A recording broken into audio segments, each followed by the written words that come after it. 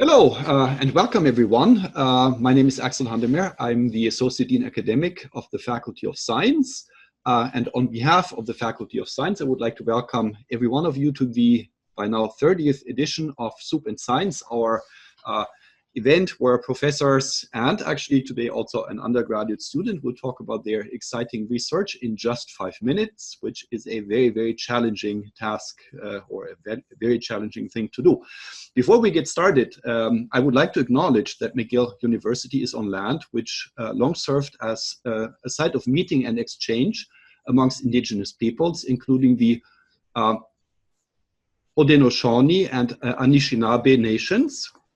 We acknowledge and thank the diverse indigenous people whose footsteps have marked this territory on which peoples of the world now gather.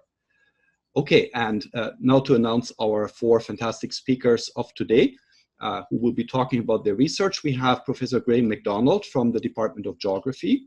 We have Professor Anthony Ricciardi from the Redpath Museum at McGill School of Environment.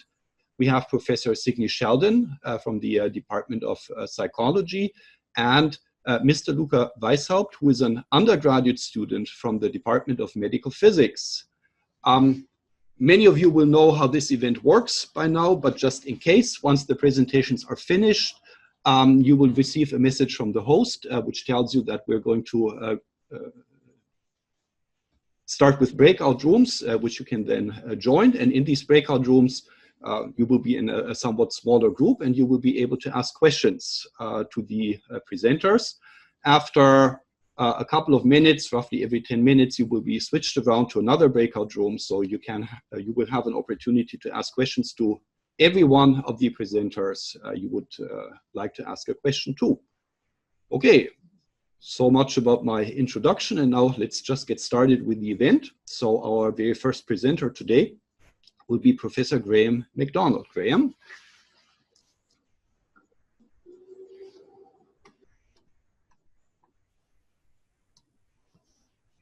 Great, thank you very much to all of the organizers. And good morning, everyone. So a question that drives my research is to understand the different geographic scales of food production and consumption, how this affects sustainability in terms of the impacts it might have on different people and the environment. And one of the ways that we think about scale of food production is a lot of people are very interested in local food production. So foods that we're producing in cities today through urban agriculture. And that's something I've thought a lot about in my research. Through a formal review of the literature on urban agriculture, and in order to understand how different researchers have looked at the way that urban farming affects urban well-being, I was really surprised to find out that actually, maybe in urban contexts like Montreal or other global north cities, urban agriculture might be even more important for things like recreation or getting our hands dirty, learning about how food is produced, or maybe through community development, social cohesion, and sense of place, even more so than its function for food production. Obviously, food production is really important though, and that's something we've looked at in other research, like this modeling study where we assess the theoretical maximum potential of producing food across 481 US cities. Here I'm showing you 3 examples in these maps. In the dark red colors, you see where there's very low potential for those neighborhoods to contribute to city level food demands. In the yellow and darker green colors, you can see progressively higher and very high potential. And a lot of that high potential is coming from suburban areas where there's lower population density and more green space. So that's something that planners might need to keep in mind, even with small scenarios of trying to increase urban food production, some of its potential implications. In terms of all of these different scales of food production and consumption, one thing that we're particularly interested in our research group is understanding interactions between rural and urban areas. I'll show you 2 examples today, one of which is from a former honors student in my lab named Monica Alabi. And Monica was really fascinated by the emergence of commercial rooftop farming in Montreal and what that might mean, particularly for small-scale organic farmers in the countryside surrounding the city. So she set out to do semi-structured interviews with farmers, and she interviewed 22 farmers. She found through these qualitative analysis of these interviews that there were synergies, tensions, and adaptation. So on the synergy side, this farmer that I'm showing you a quote from was really excited about the potential to specialize and wholesale food from their farm to this online marketplace and commercial rooftop farming enterprise, skipping the laborious step of marketing. So this was kind of a synergy. In terms of tension and adaptation, though, we saw lots of examples where farmers were concerned about competitiveness or maybe changing consumer preferences and expectations. So in this quote that I'm showing you, this farmer was talking about how consumers all of a sudden really wanted to see winter baskets. So they really wanted to see local food provided all year round, which is really difficult when you're outdoor farming. So these farmers banded together in a co-op to distribute their food collectively, and they produced winter baskets in order to meet those consumer expectations. In terms of a global example, I'll show you another study from a master's level researcher in my lab named Fanny Boudet. And Fanny was really interested in urbanization processes happening across the global south, so Latin America, Sub-Saharan Africa, and Asia. So she was interested particularly in rural to urban migration and changes in market access that might happen alongside urbanization, and what that might mean in terms of agricultural management intensity. So in the surrounding countryside, in the surrounding region, how might agriculture change? So what I'm showing you here are some multivariate maps where she clustered different regions of the global south in terms of their rural-urban connectivity characteristics.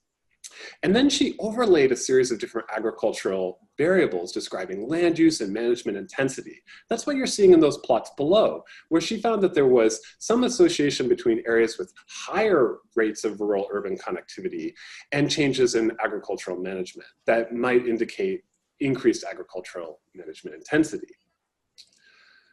So these are a glimpse of some of the ways that we're thinking about these scales of food production and interactions among scales, including between rural areas and urban areas. And I hope that's something you might keep in mind next time you visit the supermarket. Thank you. Thanks a lot, Graham. Now let's move on to our next speaker, Professor Anthony Ricciardi from the Redpath Museum and McGill School of Environment. Anthony, please.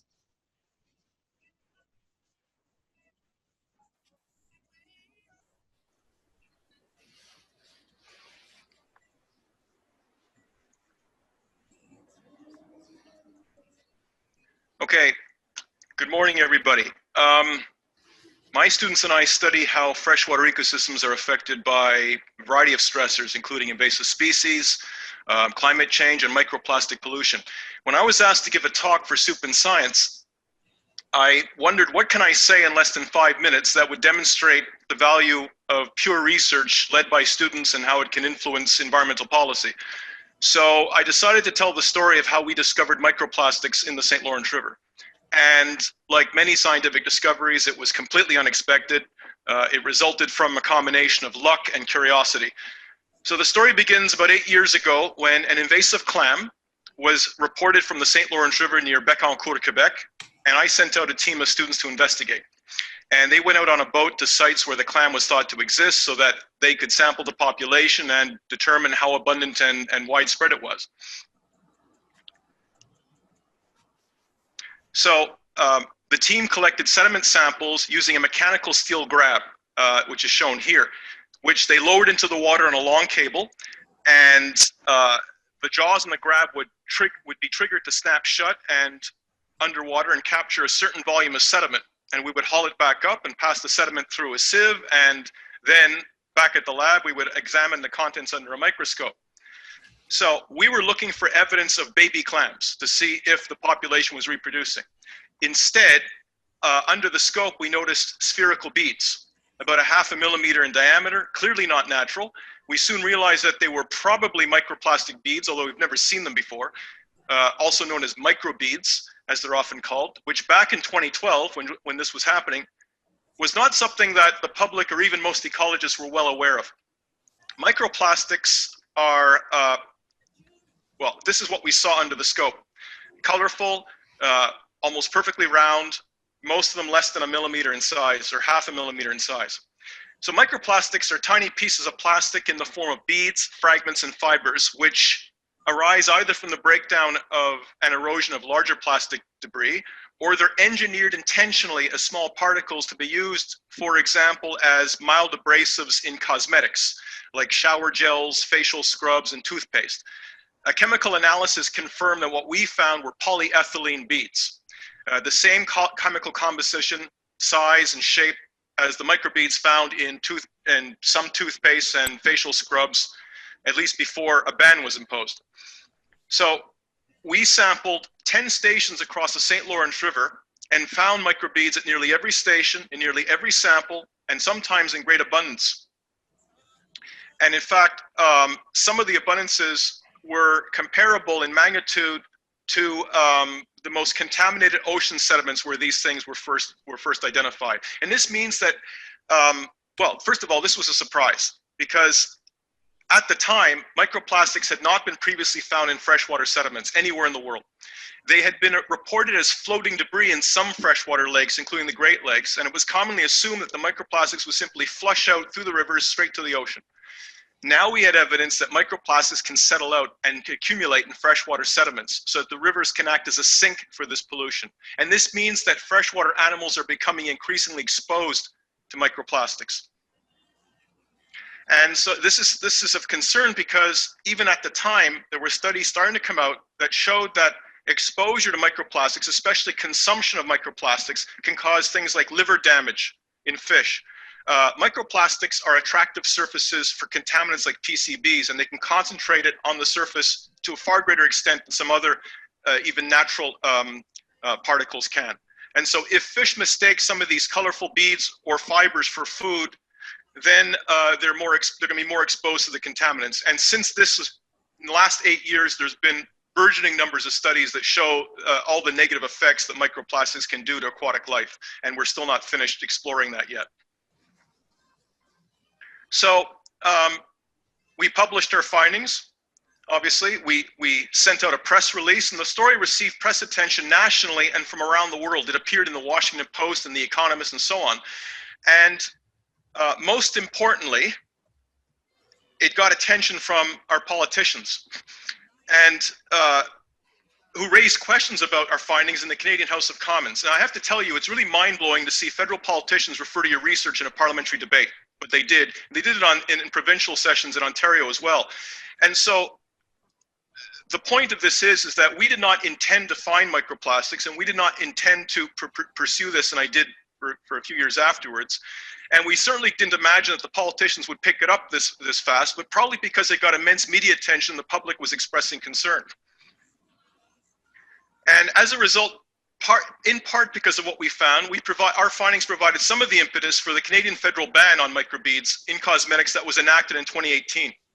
So in summary, curiosity-driven research led by students resulted in a discovery that eventually influenced government policy. Thank you very much. Yeah, thanks a lot, Anthony. Our next speaker will be Professor Signy Sheldon from the Department of Psychology. Signy, please. All right, thank you so much, and it's a pleasure to be here. So today I'm going to be talking to you about how we construct autobiographical memories. And autobiographical memories are, they're essentially recollections of specific events from your life. Now, when you recall these memories, you're going to recall a whole bunch of different details from those events that you're remembering, like who was there, what was said, but also general facts about the event you're recalling and what it meant. Now, what's important is that we know that these different details are not stored together in some sort of file of that memory. Rather, you actually bring together those details at the time that you remember them. So this means a memory only becomes a memory when you retrieve it. So we want to know how this happens. And my lab looks at how memory retrieval works for autobiographical events in the brain. So I guess my brain does that too. Now, these details of our autobiographical events, they are stored and processed across the brain.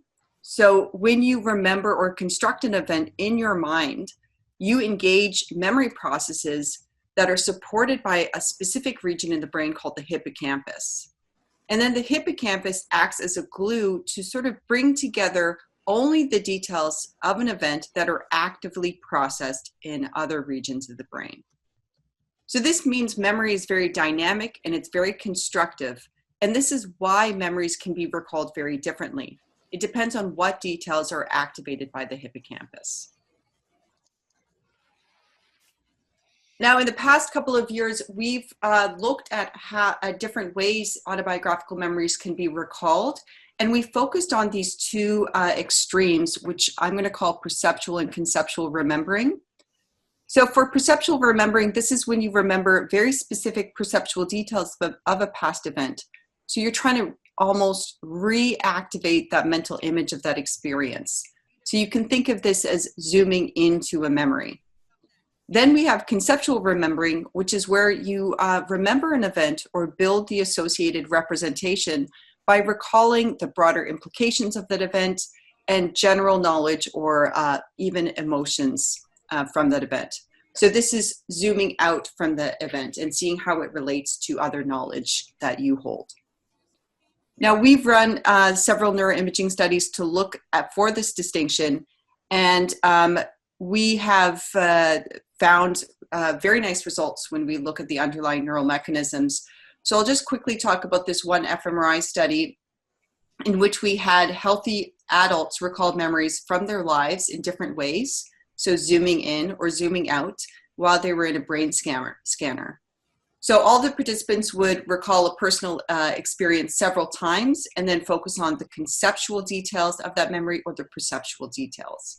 So let's say someone had this memory of meeting Billie Eilish this summer at Jean Moss. Wouldn't we all like to have that memory? Sometimes a person, while they're recalling this memory in the scanner, would conceptually remember that event. So thinking about why it was important to meet her and how great it was.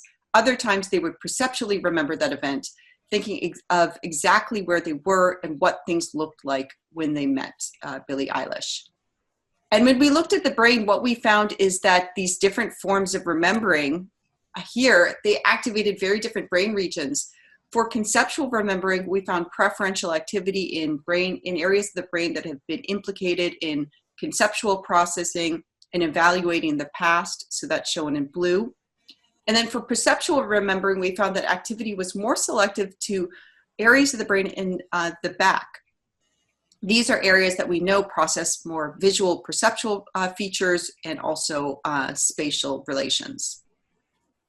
So overall, in my lab and in collaboration with other researchers, what we found is that using different strategies for remembering really does engage different parts of the brain. And why is this important? Well, we think that this is because we construct different views of the past depending on how we need to remember. So remembering serves a purpose. Now in life, I'm sure you can think of situations in which you need to remember exactly what was in your environment from a past event. So you can think of eyewitness testimonies or even trying to figure out where your keys are. But there are other situations in which you may want to zoom out from a memory when thinking about it and focus on what that memory means, integrating that information with other experiences. So this is really helpful for establishing your sense of self and being able to generalize what you learned from one specific situation to another one. Now, these differences also help explain why there's so much variability in how different people remember. And this is another thing we look at in my lab.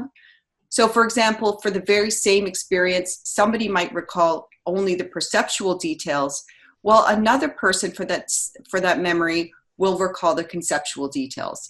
And I'm sure you've all had situations where you'll fight about what really happened with somebody else, and it could just be that they are remembering differently.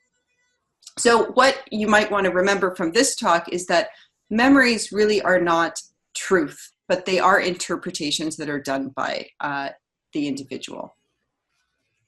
Thank you. Thanks a lot, Signy. And now we're already at our last speaker, Mr. Luca Weishaupt, who's an undergraduate student who has already done research, and he's from the Department of Medical Physics. So, Luca. Hello. Yeah, hello everyone. Thank you so much for the opportunity to speak. My name is Luca, and I'm a U2 in physics, and I do research in medical physics. So this down here on the left is my research group, and we work in the field of brachytherapy, which is when you radiate a tumor instead of from the outside in, from the inside out. And one of the most difficult aspects of that is the planning that goes into it, because you have to recreate every structure and every organ from medical images to plan exactly how much dose is going to get delivered where. And that's where my research comes in. I use machine learning to aid medical professionals when it comes to segmenting objects from medical images automatically. I use machine learning to create new dose models for more patient-specific treatments. And in the future, I'll be using machine learning for outcome prediction so that medical professionals can always choose the right treatment for the right patient. My path started at Soup and Science in my very first year, where I met Dr. Enger, my PI, and I got to know her research group a little, and I thought it was great. So I started working for her as in the form of a research course in my first year. That then led to me working at the Mayo Clinic in the summer of 2019, which was an amazing experience. And I've been working as a paid undergraduate researcher at McGill in the medical physics unit ever since. So my advice for anyone that is choosing their lab right now and looking for research is read a bunch of papers. Just read what you're interested in, subscribe to some scientific journals, attend talks about the things you're interested in, and ask the presenters and your professors questions. Try to figure out what is already known and what is still being investigated, and see what interests you. And as you're looking for these things, don't limit yourself to only looking in your field, because modern research is really interdisciplinary. So you may find the thing you're looking for might be being investigated in another department entirely. And so don't limit yourself there. The lab environment also absolutely matters. If you think you found a good lab group, reach out to people in the group and try to find out what are the dynamics like. Is it a big group, a small group? Is it competitive or more cooperative? Is your voice going to be heard, and will you be doing the kind of work you want to be doing as an undergraduate researcher? And once you've figured out all those things, you can reach out to your PI with confidence because now you know what you're looking for in your research. You know why you're reaching out to that research group. And you absolutely don't want to be the person who sends one email to 100 professors, because even though that may even land you a job, it's more than likely that that's not going to be the job you want to be doing. And then some further advice for once you're in research is initially it can often feel like you may be the dumbest person in the room most of the time. And that's not true. You're just new, and you have the typical imposter syndrome in the beginning, and that's normal. But just stay curious and keep reading. And even though it's intimidating, ask questions. It's really encouraged, and you'll be surprised how fast you can learn and catch up. It's really important that you set clear goals with your PI and stick to them, and have good time. Oh, I didn't. 1 second. Here we go. Have good time management, because if you don't set aside enough time for your research, you're more than likely to take bad data, which would be a waste of time. And keep the big picture in mind, because research can be overwhelming at times, but keep in mind that it doesn't have to dictate what you're going to do with the rest of your life. Right now, it's just an awesome opportunity for you to learn a ton of new stuff about something that interests you. And if you approach it that way, you're going to have a really good time. Thank you so much. I know it was brief and kind of rushed, but please do come talk to me if you have any more questions. Thank you.